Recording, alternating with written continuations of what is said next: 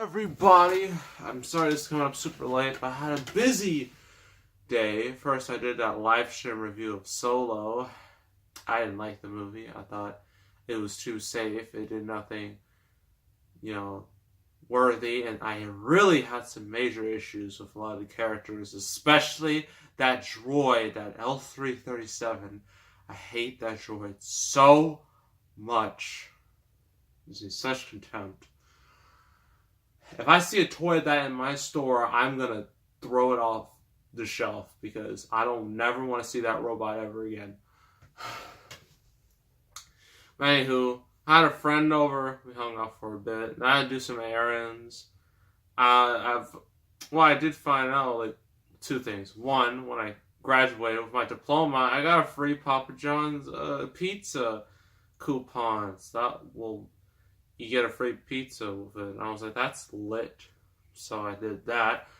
And also, one of my people, they gave me a bunch of gift certificates and like checks and just a bunch of gift cards, like Amazon gift cards and whatnot. I got a $25 Walmart gift card. So I thought the best way to spend it is on some movies. I have 3 in here. I wanted to get 4, but I didn't have enough, for what I needed. So, 3 movies. One of them is super relevant right now, considering who made the flick. But first, we have a childhood classic of mine. One of the, it's The Emperor's New Groove. This movie, I loved this movie as a kid. I still love it today. It's definitely one of the better Disney movies, before their next renaissance, the 3D renaissance with, Tangled and Wreck-It Ralph and Frozen and Big Hero 6 and Zootopia, Moana, and soon Wreck-It Ralph 2. I really should review those. But they cost too much. They cost they're not $20 anymore. They're like $16, but still, that's still pretty dumb for movies that have been out for years. And they still have the same price. That kind of frustrates me. But yeah, this was super cheap. So I decided just get it and whatnot. Next up is a more recent flick. It came out back in this September. I wanted to see it so bad, but then I found out about the word of mouth, and I was like, you know what? I'm gonna sit this out. And this is a movie I was legit looking forward to because I love the original so much. And that was Kingsman: The Golden Circle. Finally got it. When it came out, it had such a mixed reception. Like, you either love it or, well, you hate it. And I kind of just backed away from it. And I honestly want this movie to be good, but word of mouth says no, and I guess I'll just see for myself. Maybe I'll enjoy it, or maybe not. It's a shame. It has so much potential. And the last movie is probably the most important movie in this whole thing, and that is Cloudy with a Chance of Meatballs. This was directed by Phil Lord and Chris Miller. Those names sound familiar, the same guys who were supposed to do Solo, but apparently they had too many of their own ideas, which probably would have been better than the movie we got. And they realized that, and then they fired them and replaced them with Ron Howard, of all people. Which isn't entirely a bad thing, but still. This is their first movie they did. Or at least the first movie they got credits for. And then after this, they did the Jump Street movies.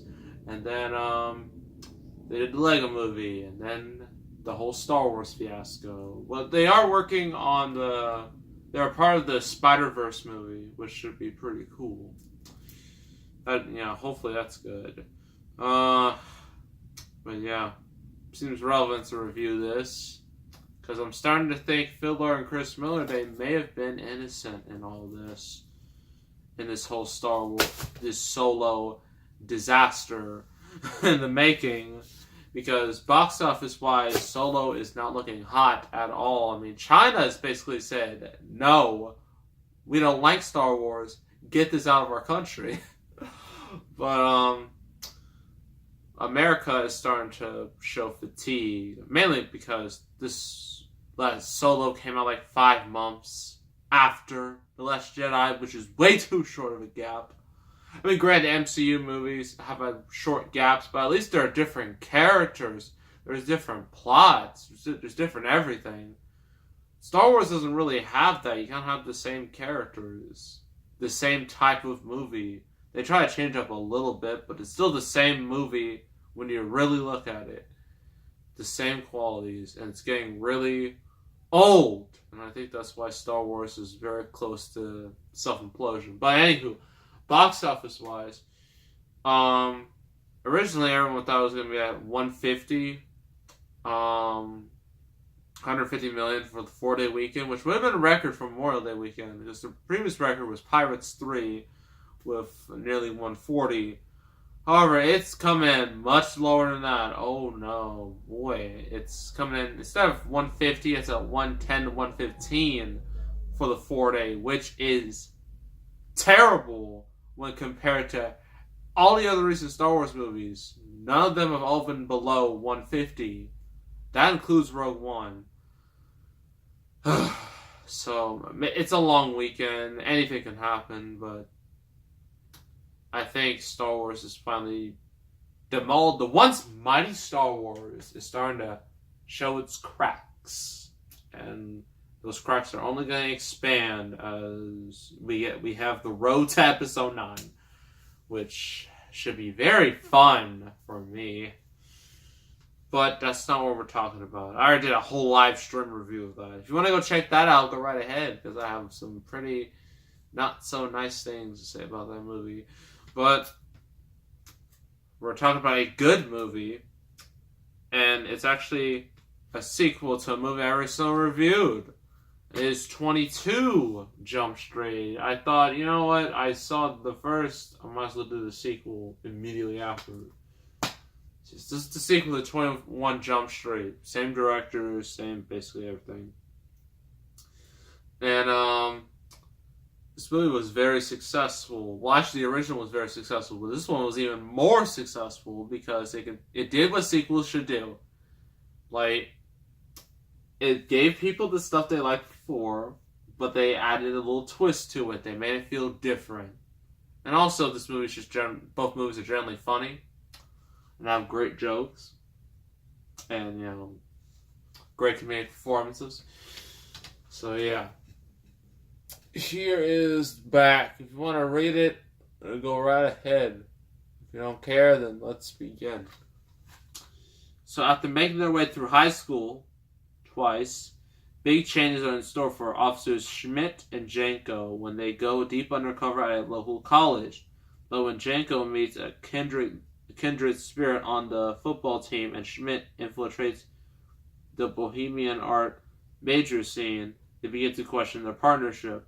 Now they don't have to just crack the case, they have to figure out if they can have a mature relationship. So it takes place immediately after the first movie. They even teased it in the first movie. Right at the end, they're like, you going to college, and that's the whole plot here.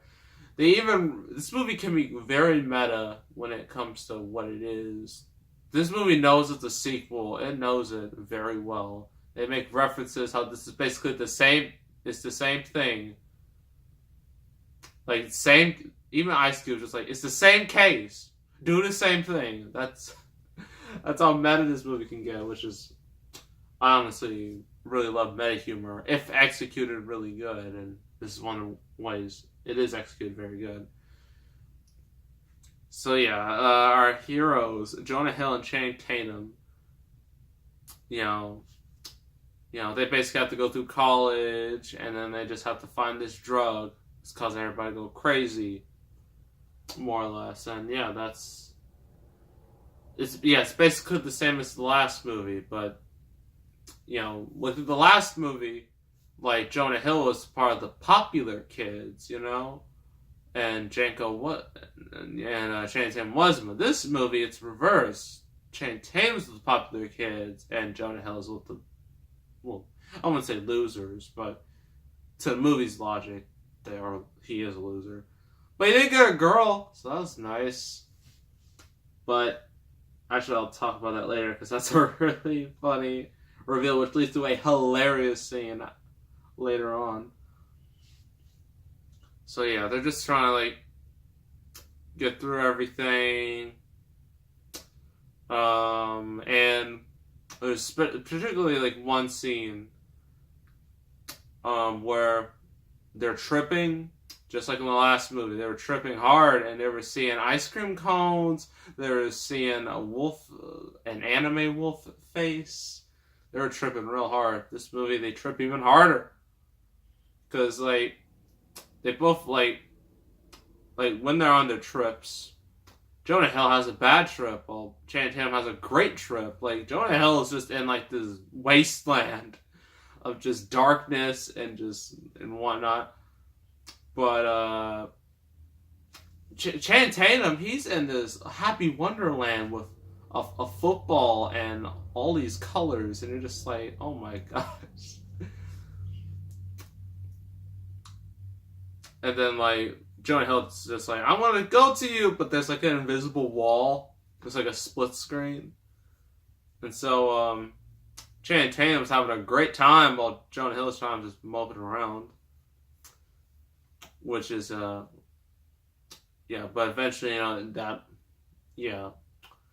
eventually, it's kind of a metaphor for this movie. It's that,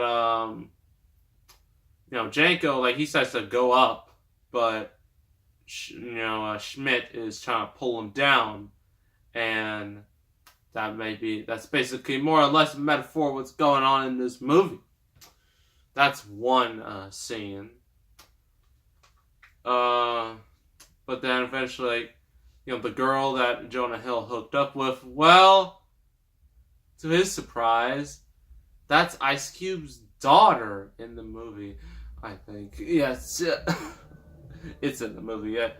His daughter, like, Jonah Hill slept with, technically, his boss's daughter, and he's just, like, real triggered. He has those murder eyes, and he just wants to just murder Jonah Hill right then and there. It's just a super awkward time.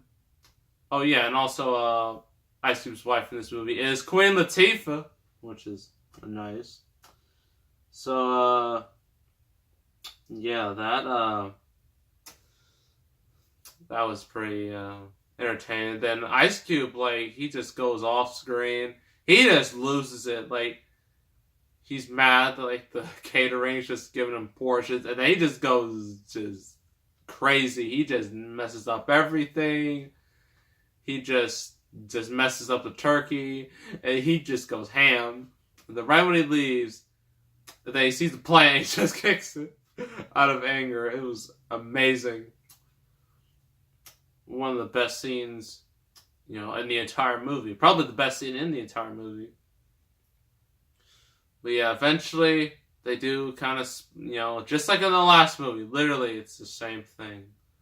They sort of split up in the last movie. Then they eventually come back together to take down bad guys. Right? Our antagonist.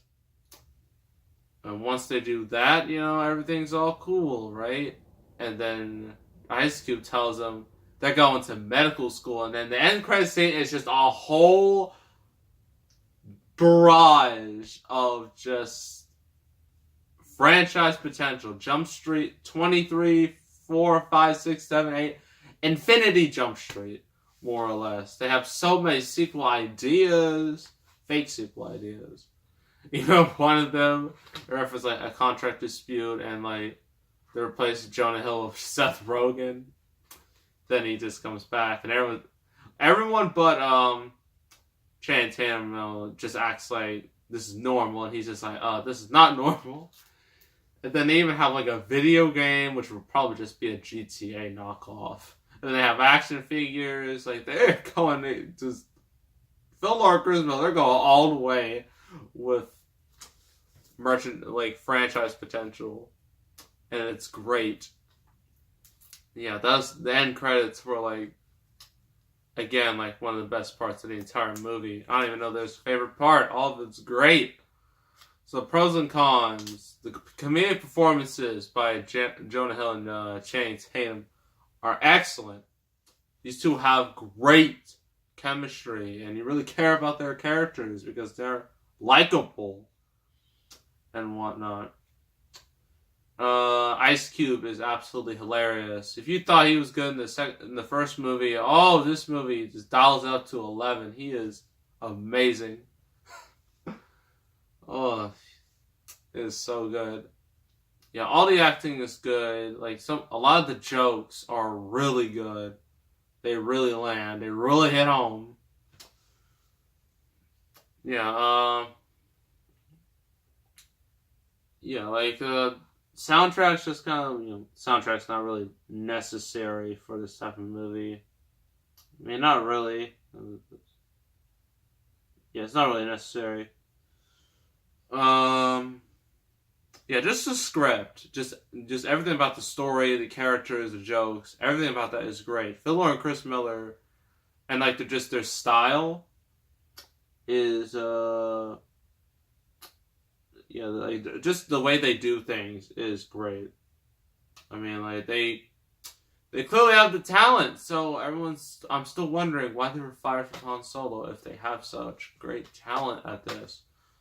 From what I've heard, they wanted to make more Guardians of the Galaxy, but when you really think about it, the movie really is just Guardians of the Galaxy. When it really is, honestly.